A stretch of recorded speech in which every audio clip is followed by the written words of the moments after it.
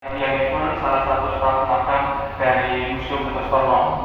Seluruhnya Museum Kertosono sendiri terbagi dalam 3 zona. Jadi zona yang pertama yaitu yang ada di bumi ini, zona yang kedua yang ada di Pendopo, dan zona yang ketiga yang ada di Pakal, yang ada di belakangnya dari Pendopo ini. Jadi Amunnya Dr. Sutomo merupakan salah satu pahlawan nasional. Beliau mempunyai nama kecil bernama Subroto. Jadi Subroto ini merupakan lahir pada tanggal 30 Juli 1888 dari pasangan Raden Suwardi dan Raden Ayu Sudarmi. Beliau merupakan anak pertama dari 7 bersaudara. Ketika beliau menginjak pada usia 2 tahun, beliau disekolahkan oleh pamannya di sekolah rendah Belanda yang berada di daerah Manokwari. Namun teman-teman bahwasanya Subroto ini tidak diterima oleh sekolah-sekolah untuk bersekolah di sekolah tersebut. Mengapa tidak diterima? Karena hal tertentu seperti itu. Kemudian Subroto ini oleh pamannya gigih untuk memperjuangkan agar Subroto ini bisa ke sekolah tersebut, dan pada akhirnya Subroto ini bisa bersekolah di sekolah rendah tersebut. Dan kemudian setelah Subroto lulus dari sekolah rendah berada, jadi mohon maaf ini ada kesalahan.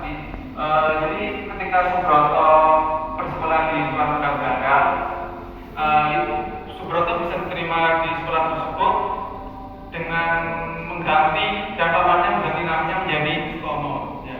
Jadi ketika bersekolah di sekolah rendah berada, pamannya mengganti nama menjadi Sutomo. Setelah Sutomo lulus dari sekolah rendah Belanda, kemudian beliau melanjutkan di Stovia. Untuk fotonya ada di sebelah sana, teman-teman. Itu beberapa foto dari sekolah Stovia yang ada di Jakarta waktu itu.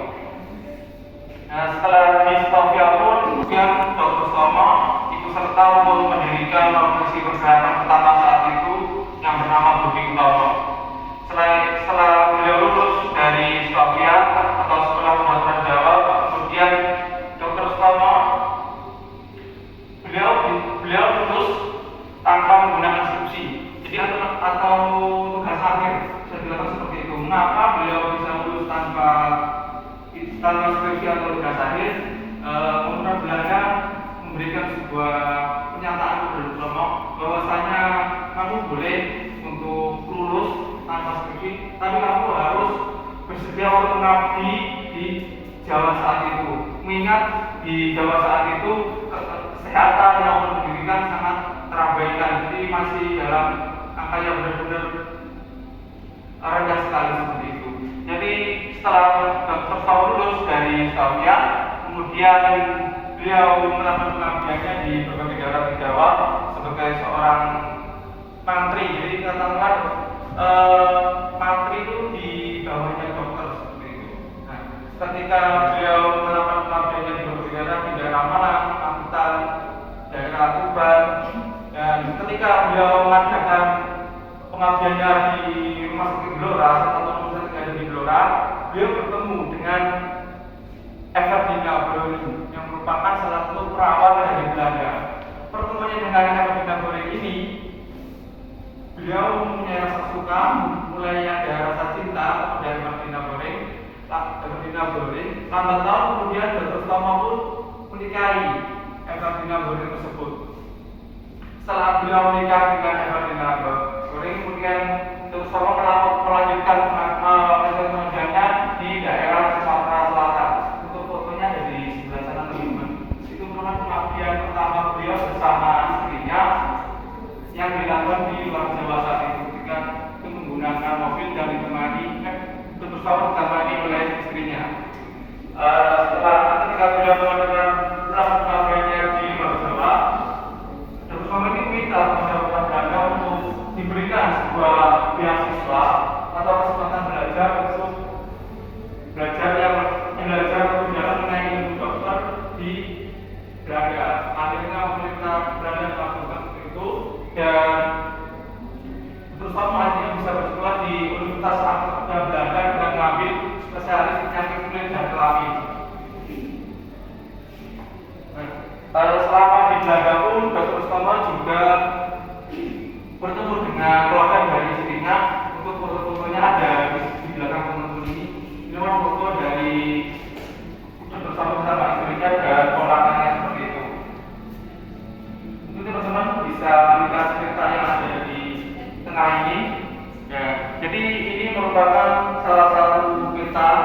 digunakan beliau ketika melakukan pengabdiannya di daerah Jawa seperti itu. Jadi dulu belum ada yang namanya kondomer. Jadi dulu menggunakan peta ini. Jadi peta ini berbahasa Belanda dengan ejaan lama seperti itu.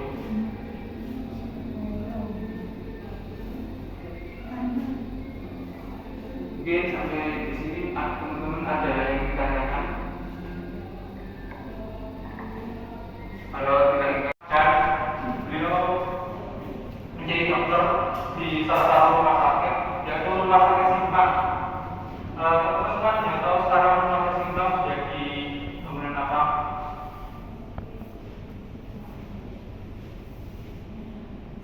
Ada yang tahu Delta Plaza?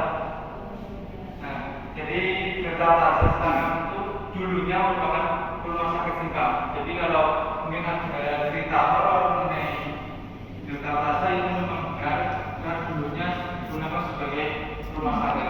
Untuk foto-fotonya dari rumah Simpang ada di sebelah sini teman-teman.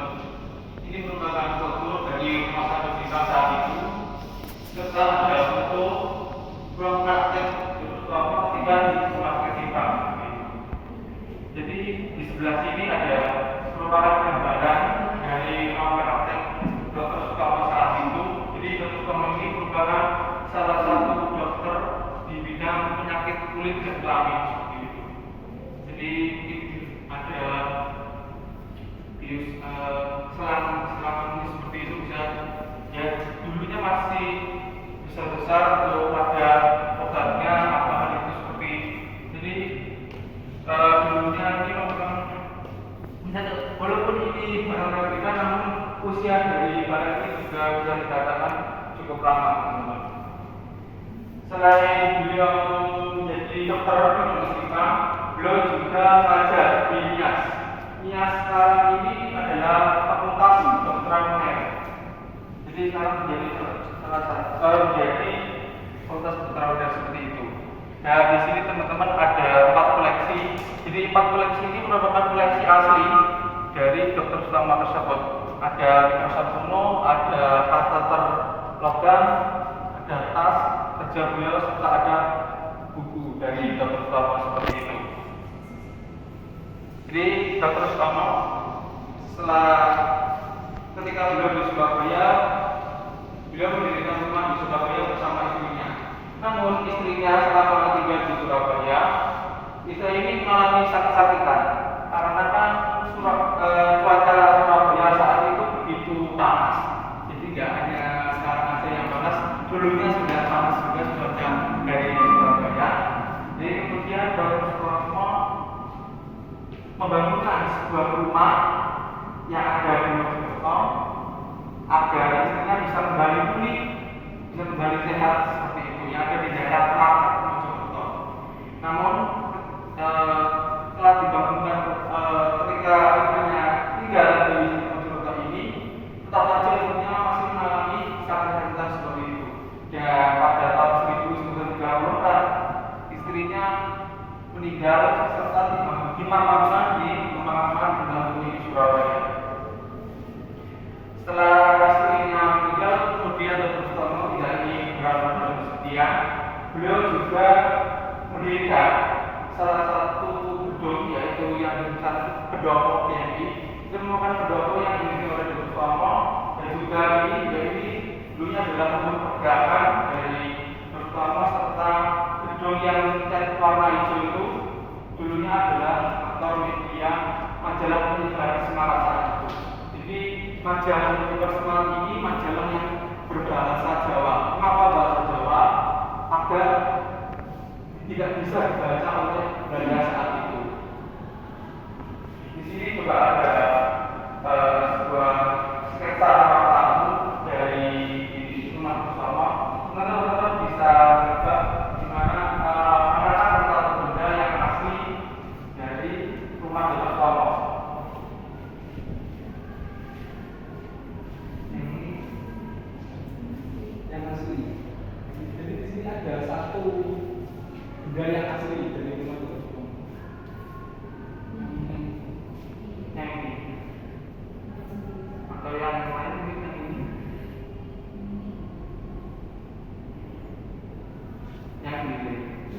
Ya benar. Jadi ini merupakan benda yang asli dari Eropa atau mungkin profesor bisa dilihat di sebelah sana. Jadi untuk bentuk yang persis sama dengan foto yang ada di sebelah sana. Jadi Dr. pun ketika di depan beliau juga mendirikan organisasi seperti Pariga, terus organisasi seperti majalah media bersemangat, yang merupakan selain beliau menjadi dokter, beliau juga aktif dalam perjuangan pernikahannya lewat organisasi pergerakan saat itu. Dan kemudian di sela-sela perjuangannya, beliau mengalami sakit. Dan pada tahun 1938, beliau wafat serta dimakamkan di belakang gedung BNI. Mengapa beliau dimakamkan di sini tidak bersama istrinya di Timbang Kuning? Dikarenakan beliau berpesan kepada teman-teman organisasinya, mendampingi juga agar beliau ini dimakamkan di antara gedung yang telah beliau bangun saat itu sebagai penghormatan kepada beliau. Mungkin sampai di sini ada yang ingin ditanyakan dari teman-teman. Jadi dari Dr. Stom, Dr. Stom sebenarnya tidak setuju beliau menikah dengan seorang warga kebangsaan Belanda, karena nanti dikira beliau mendukung Belanda saat itu. Jadi dalam proses pernikahan ini ada persetujuan dan pada akhirnya mereka sepakat, dari kedua pihak sepakat, akhirnya menikahlah Dr. Stom ini dengan istrinya tersebut.